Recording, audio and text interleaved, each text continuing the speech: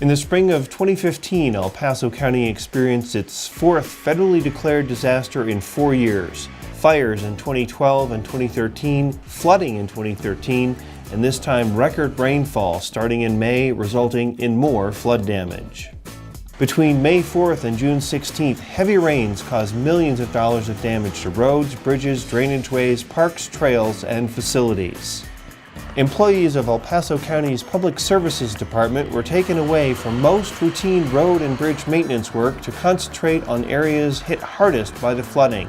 It's critical to public safety that county roads be reopened as quickly as possible to provide access for emergency vehicles and for the convenience of residents. In some areas of the county, a washed-out road can add miles to a daily commute. Gathering materials and working as quickly as possible, Public Services was able to reopen many of the washed-out roads in a few hours. Some were closed for several weeks, and one, Jones Road, was so heavily damaged it remained closed for months. Jones Road was still under repair in early September when representatives from the Federal Emergency Disaster Agency, or FEMA, visited the area.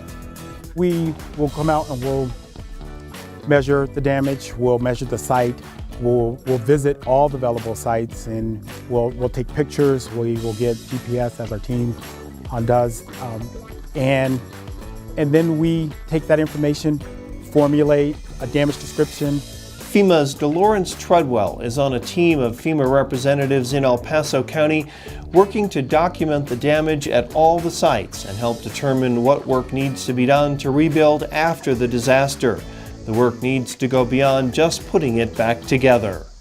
We will provide an additional amount to help them be able to shore this up and reduce the risk of it being washed out, possibly in another disaster or another rainstorm as they receive the sun.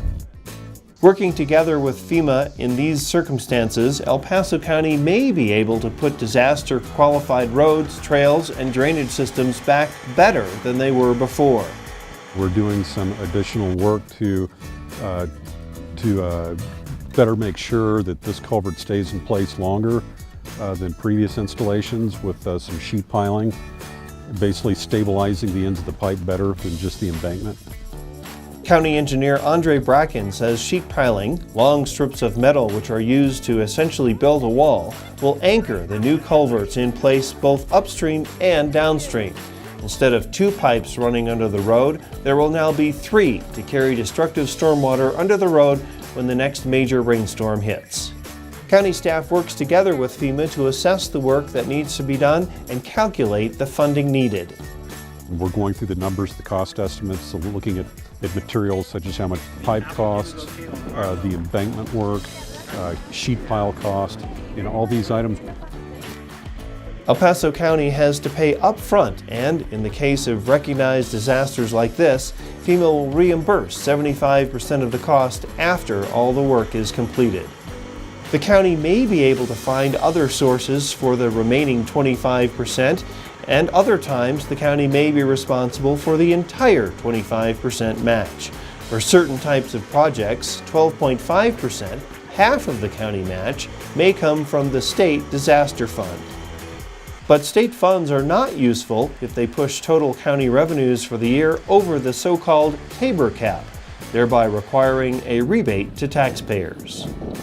Roads, drainage, parks, or trails. The process is about the same for FEMA, measuring and documenting damage and coming to an agreement with county staff on what it will take to make repairs.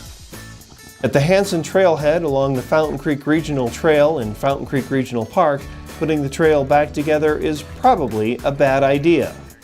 In this case, we have to look at what we can do to get the trail further away from the active portion of the creek. We may actually be looking at creek realignment in this area. The channel's in a completely different location post-flooding. How helpful might 75% of the estimated $3 million of damage to parks and trails be? It's a tremendous support. $3 million is the park's annual budget, so you can see it would be very difficult for us to do this work without FEMA's involvement.